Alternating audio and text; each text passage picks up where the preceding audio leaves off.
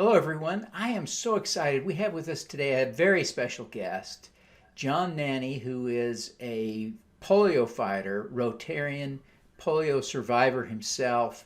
This is going to be a very special episode of the Your Mark on the World show, so stick around. You don't want to miss it. Welcome to the Your Mark on the World show with your champion of social good, Devin D. Thorpe. This episode is made possible via the support of our sponsors, including Johnson & Johnson's Caring Crowd. John, welcome to the show. Thank you, Devin. Well, it's really great to have you, and I appreciate you taking the time to be with us today. Let's start with your story. Let's put the rest of our conversation into context. I wonder if you would just tell us a little bit about your personal experience with polio. Okay. When I was 10 months old, just 6 months before the Salk vaccine came out in mass distribution, I was paralyzed from my neck down with polio for about a 6 month to 8 month period. My mom. So were you in an iron lung? I was in an iron lung for 1 day. Wow. And then they realized that my diaphragm was not affected. Wow. That must have just been petrifying for your parents to see you in that iron lung there. It was a scary time for a lot of people back then. People didn't know, how you caught polio. You didn't know how long somebody was contagious. Kids weren't in swimming pools. The Little League fields were closed back in 1953 during the summer. Mothers didn't have their kids with them when they were grocery shopping. It was a very scary time because catching polio was really as easy as catching a cold. Wow, so scary. So I interrupted your story, so please continue. Well, about a year later, my mom, during the time that I was paralyzed, my mom did Sister Kinney's physical therapy on me. Sister Kinney was a nurse from Australia that developed the program of physical therapy while the patient was paralyzed so that their muscles didn't atrophy. My mom did that every other hour, 24/7 for 6 months while she was pregnant with my brother. Without it, I would never have walked. I walked a year later. In fact, my brother takes credit for teaching me how to work. He walked. He would lean me against the refrigerator, as my parents did, and encouraged me to walk. But unlike my parents, when I started to fall, he didn't catch me. So eventually, out of self-defense, I put my foot out and, thus my first steps, and to this day, he takes credit for that. But I actually grew up fairly normal childhood. I played baseball, basketball, and football in high school. And it wasn't until I turned about 40 years old that I started having renewed weakness in my muscles, joint pain, muscle pain, extreme fatigue. It took 10 doctors, about 2 years to diagnose me with Post Polio Syndrome. And, 13 years later, I'm in a wheelchair for most of my mobility. I try to walk about 200 to 300 steps a day to protect my ability to transfer from chair to toilet, chair to bed, because I don't have the upper body strength to pull myself up. So. Wow. So what do doctors know about post-polio syndrome? There's so much of us that don't know anything. Tell us a little bit about what's known. Well, most doctors don't know much about post-polio syndrome. In fact, when Franklin Delano Roosevelt had polio, they knew very, very little about post-polio syndrome. And they actually, down in Warm Springs, Georgia, they destroyed his muscles by putting them through an extreme physical therapy program. The logical thing is, well, you have weak muscles, let's build those muscles up. And that's contrary to what really the situation is. With polio, the polio virus damaged the muscles, the neurons that drive the muscles. And over the years, and like in my case, neurons around those muscles took over, and they've been overused all these years.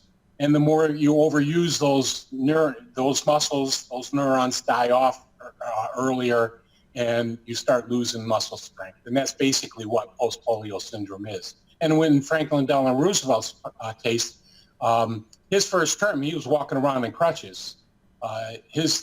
In his third term, just before he died, they had to carry him around because they literally destroyed his muscles by putting him through the extreme physical therapy. So doctors are starting to learn more and more because we are getting more and more people coming over from immigrating to the United States that had polio.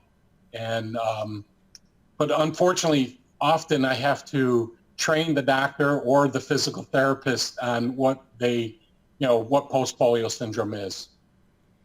Well, sure. It's really an awkward role for a patient to explain the disease to the doctor. But why don't you tell us just a little bit about your life outside polio?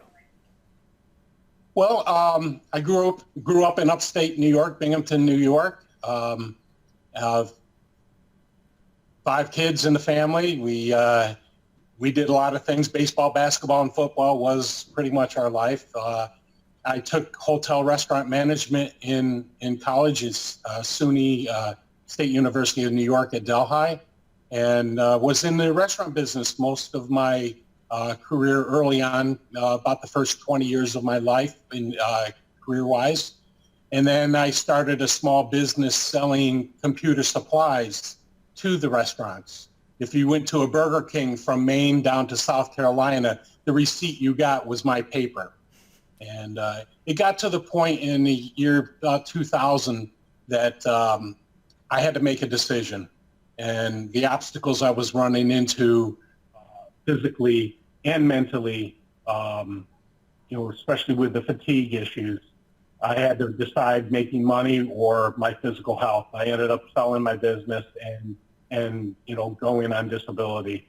And since then, I've had the fortune of having Rotary come into my life. A friend knew that I had polio and asked me, this was when I lived in New Jersey, central New Jersey in Hamilton Township. They asked me to come and talk to their club about my situation with polio.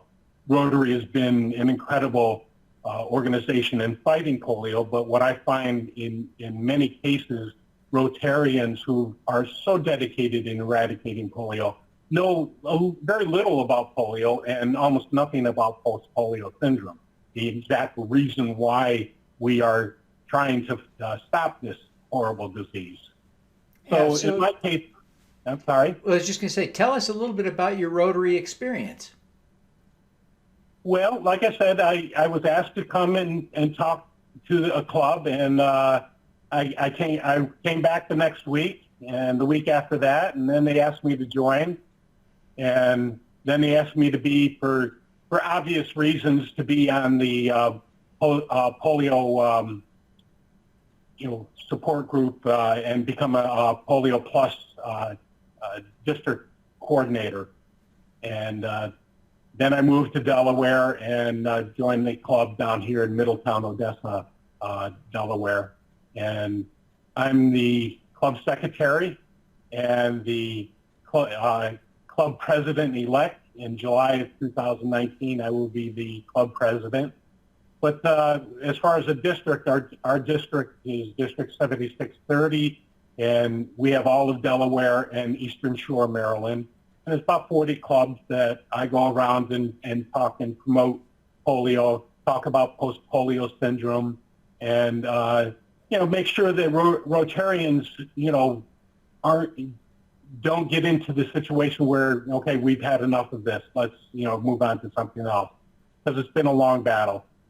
Yeah, you and I first met when I keynoted a conference, a district conference for your district there. What a fabulous, fantastic district. Great group of people. Really, really, truly impressive.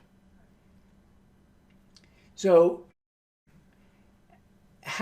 what is Rotary doing to fight polio today. Tell us about that for those that don't know.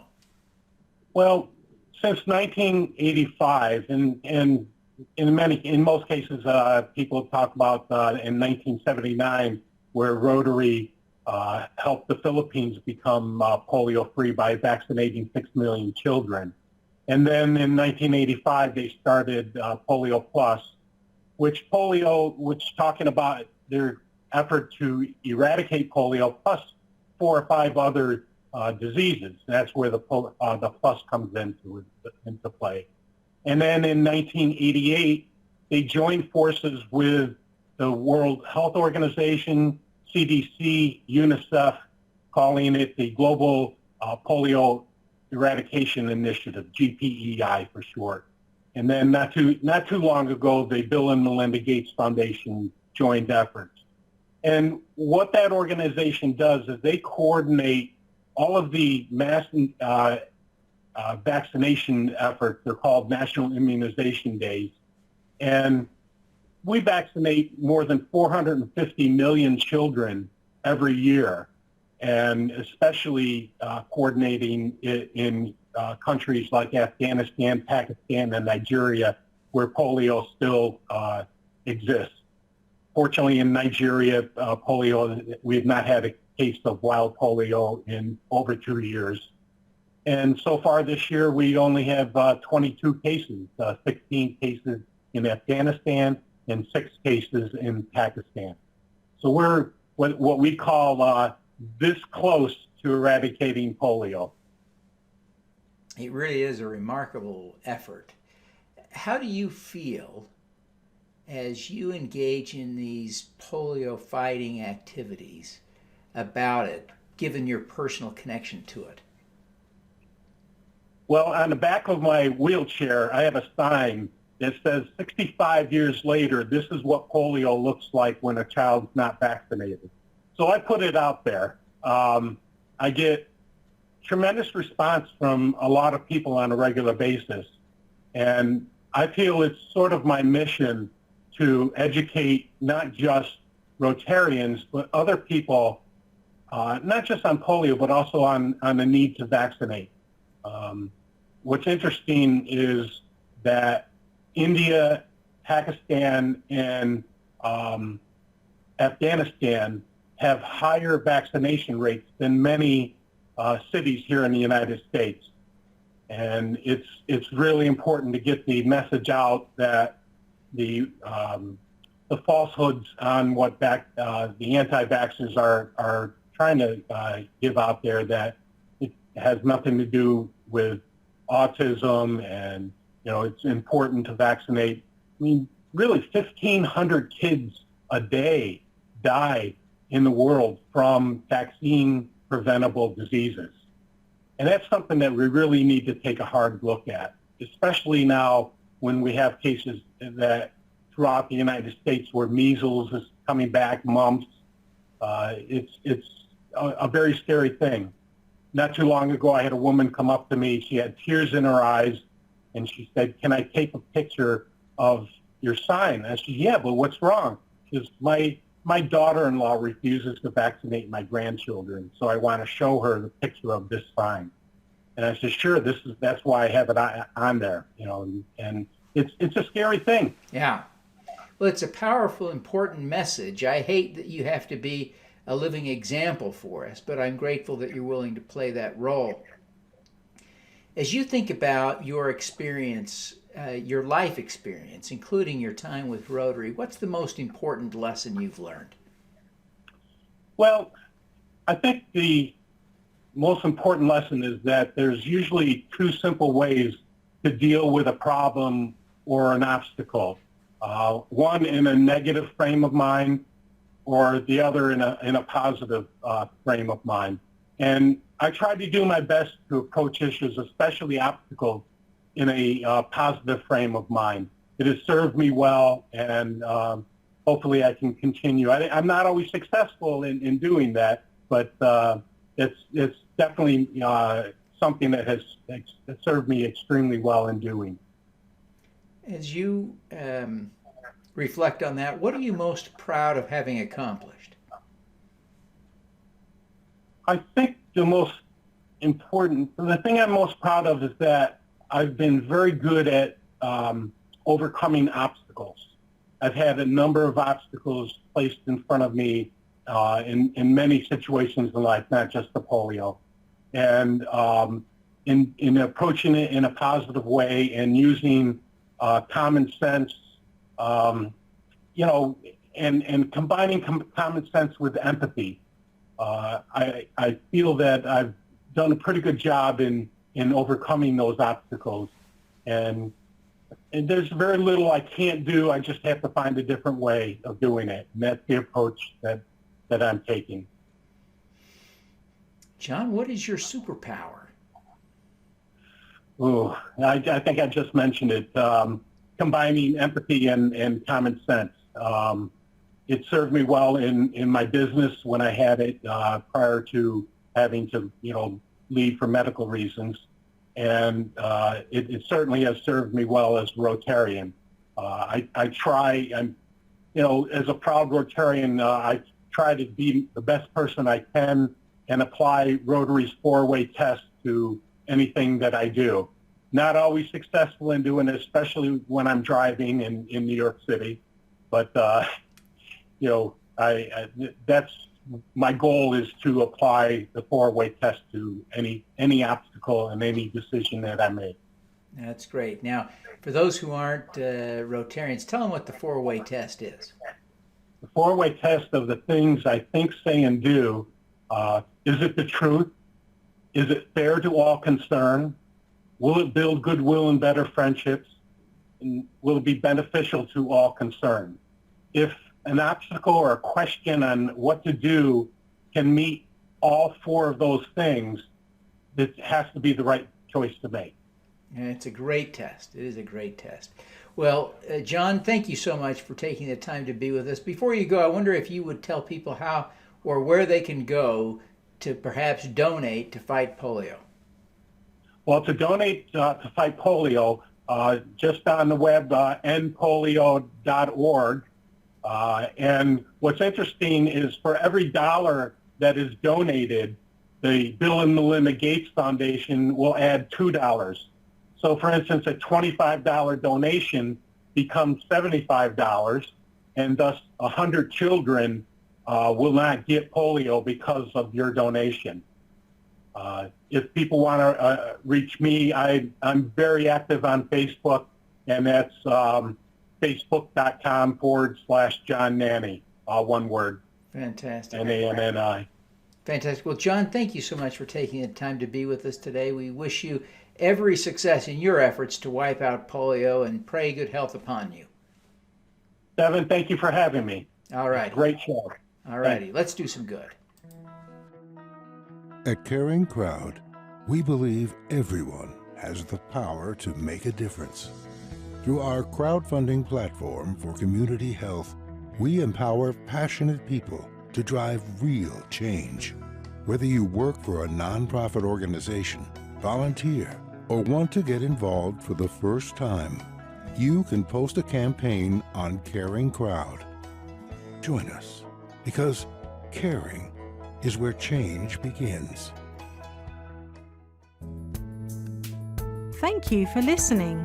Devin Thorpe's mission is to end extreme poverty, improve global health, and mitigate climate change before 2045 by finding and sharing the stories of those who are doing the most good. You can join with other listeners to accelerate Devin's mission by visiting helpdevin.org right now.